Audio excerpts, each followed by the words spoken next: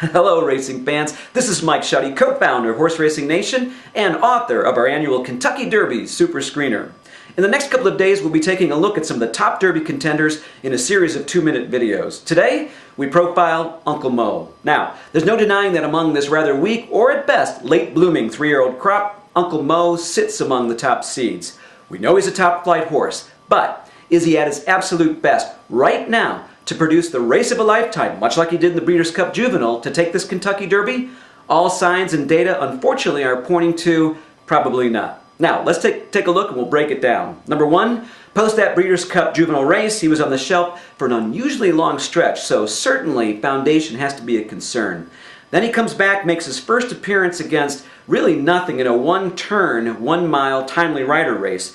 But he did flash a little bit of that brilliance in the last couple of furlongs of that race. But then again, he came up empty in the stretch run in the Wood Memorial against, let's face it, second and third tier competitors. Now, he had an excuse in that race because he was diagnosed with a gastrointestinal infection post the race, but while it may be an excuse, it has also probably pushed back his training a bit.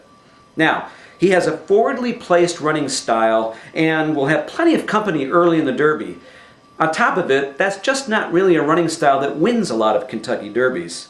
And especially since his early running lines do not match up very well with past forwardly placed running style horses that have won the Derby. So we have to keep an eye on that.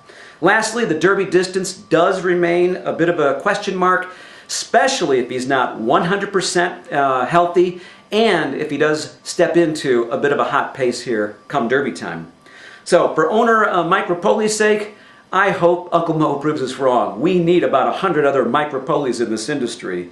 But we say that Uncle Mo right now is not at his best to win a race like the Kentucky Derby.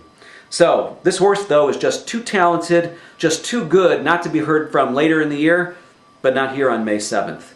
Now, check back tomorrow. We'll be taking a look at one of the top Derby contenders, probably the favorite here, dialed in. In the meantime, if you want to cut through the noise, if you want to find your top Derby contenders using time-proven and unbiased screening criteria, get your copy now of our annual Kentucky Derby Super Screener. It's available. Go to our site, click on the ad, and you could be well on your way to the score of a lifetime.